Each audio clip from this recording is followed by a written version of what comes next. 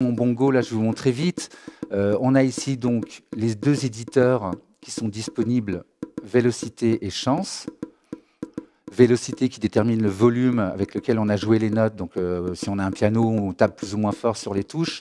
Et évidemment, normalement, ça se transmet au volume. C'est la vélocité qui se transmet au volume.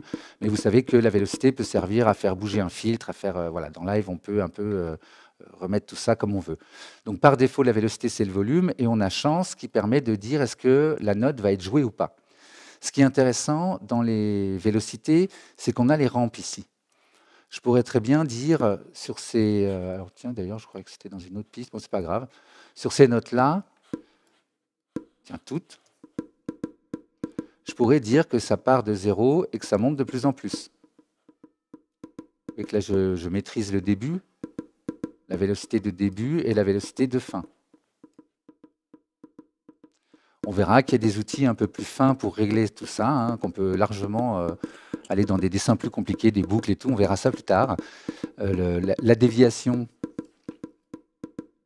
c'est pour avoir des vélocités aléatoires, hein, on en a déjà parlé, c'est-à-dire qu'il va choisir entre toutes ces valeurs à chaque fois qu'il joue une note. Donc ça, c'est vraiment intéressant, notamment sur ces petites percus, on pourrait en mettre. Comme ça, il y a des fois des notes plus fortes, moins fortes.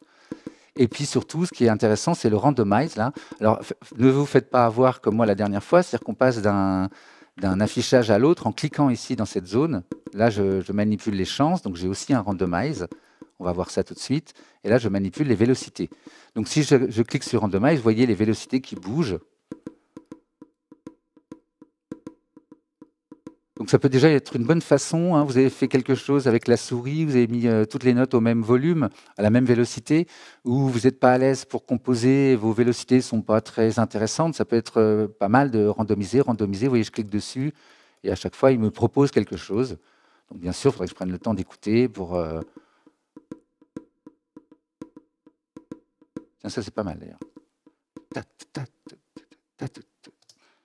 Pas mal du tout. Donc, on a la même chose si je clique ici sur chance.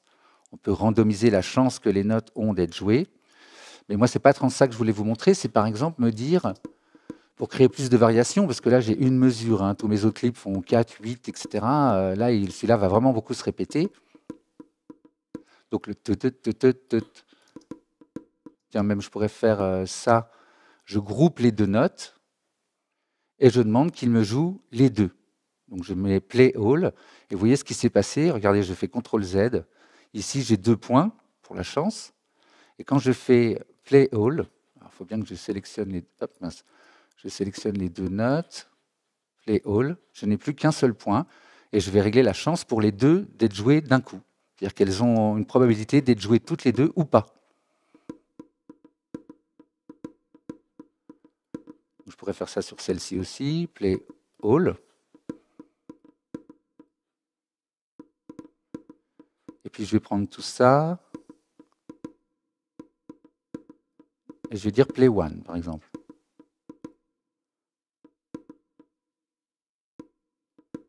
Donc là, ça veut dire qu'effectivement, il doit choisir une des trois. À chaque fois qu'il passe, il en lit une des trois, uniquement. Et puis celle-là, je vais dire Play All, avec une faible probabilité. J'ai mis vite fait à peu près à 50%. On voit le chiffre ici, hein, quand je bouge. Vous voyez le chiffre à gauche qui bouge pour me dire sur quelle valeur je suis.